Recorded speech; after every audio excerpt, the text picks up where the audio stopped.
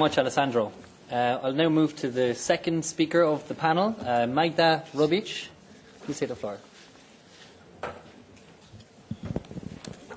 Thank you very much. I will take Slovenian language today because I am very grateful to Slovenian Parliament that they take us first time in European history in Parliament exactly with these problems before many years ago.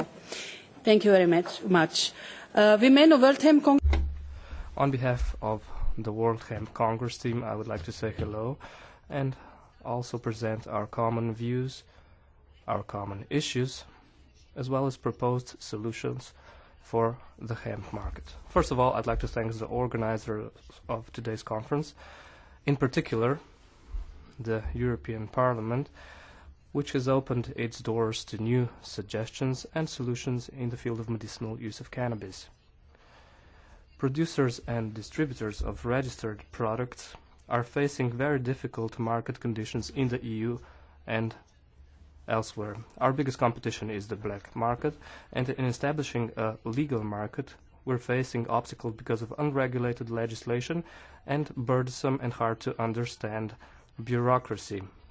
This is added to by a lack of international harmonization, the fragmentation of rules, and this is something which puts a stop on the development of the international market. This also causes the producers and distributors to carry the sole legal responsibility. Legal activities and hemp-based medicinal food products on the market are still in the greater part dependent on the black market, despite the efforts of the producers and the market to satisfy all the legal criteria which could be removed on the basis of a common legislation. Despite our significant efforts, the market still hasn't been established.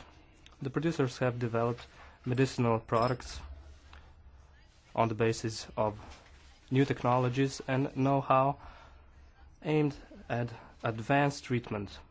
Food supplementation still doesn't have a basic legal framework which is necessary for conducting business, and we're faced with different legislations and bureaucratic dilemmas. The markets of member states are inaccessible or are still in a gray area, which is due to an insufficient legislation which shuts the door on the most basic harmless products on the market. The products are still likened to illicit drugs, substances, and medicines, despite the fact that these products could be classified as food or food supplements and have already been included on a list of products for controlled medicinal use, as we've heard. Imagine entering a market where, in addition to respecting international laws and drug market regulation, you have to be familiar with the legal systems of individual member states. This is a problem for big pharma, not to even mention small-scale enterprise. An insufficient and unharmonized legislative framework is being prepared by decision makers who don't really have the expertise in this area, which is probably due to the fact that it's hard to follow the development in the area of hemp industries. There's another fact that we have to take into account. The EU has been rejecting a substantial source of tax income, which should definitely be redirected from illegal markets to national treasuries by way of legal, controlled, quality hemp products for medicinal use.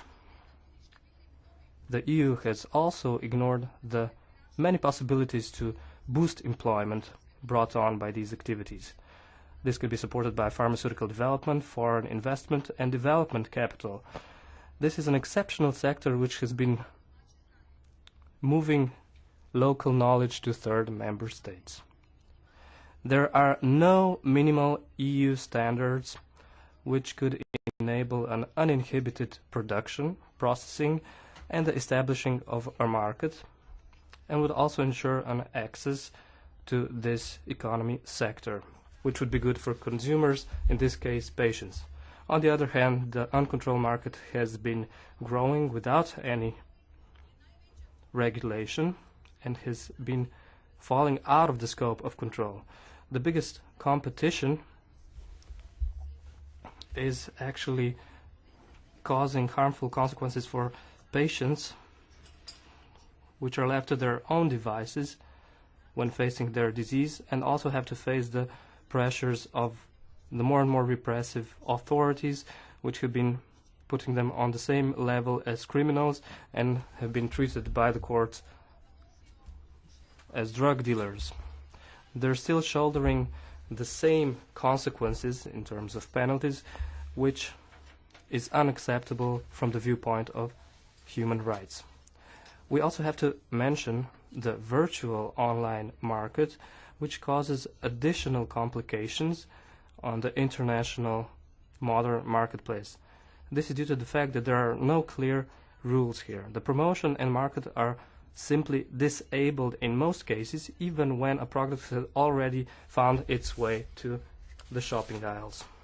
These are only a few examples of conflicts and technical challenges that we have to face in the present democratic European society. The high risks and the high losses of chains of production and distribution are being caused by a lack of administrative unity. This is even worsened by certain legislative obstacles for the use of cannabinoid system. This causes quite a lot of financial damage to the agricultural and wider economy sector, to the pharmaceutical sector. The EU has also been losing its competitivity on a local level as well as on an international market level. For comparison, the US is expected to create a $7.1 billion profit by the end of this year, and by the end of 2020, the total value of the cannabis industry has been estimated at approximately 44 billion profit at a yearly level. We believe that the EU cannot maintain such conditions because these obstacles aren't within the interest of a business sector aimed at developing such economic activities. And this wouldn't have any benefits for the EU income taxes. The EU should definitely make use of this additional source of means. CBD products,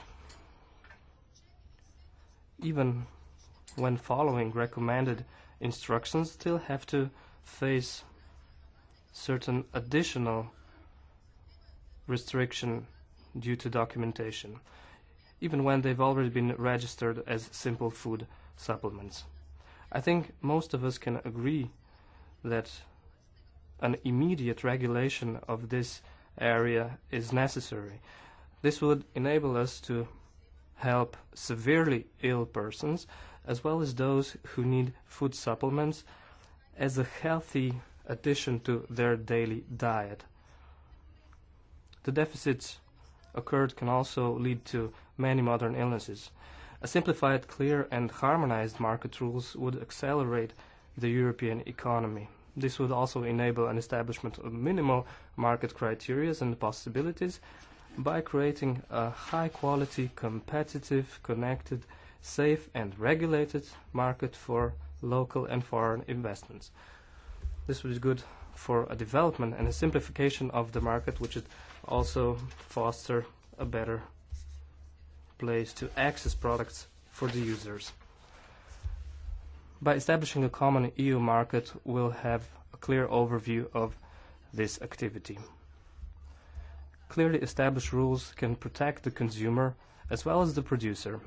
This also encourages the use of certain medicinal products and regulates the international market control while doing away with the black market, which poses a risk for consumers.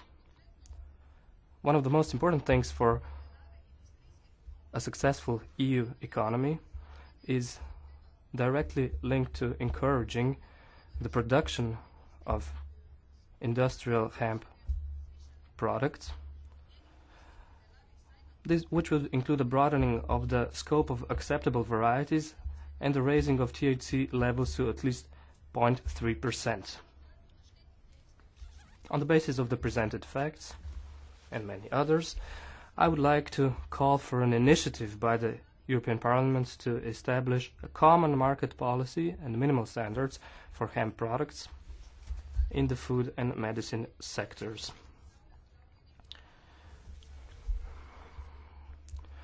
We'd like to suggest the establishment of a common expert working party with the European Parliament, and I think we should establish a common European code which would enable us to place the hemp product on the single market by the use of simple rules. Thank you. Thank you very much, Majda. We are running out of time, and I do have a gavel here in front of me, so any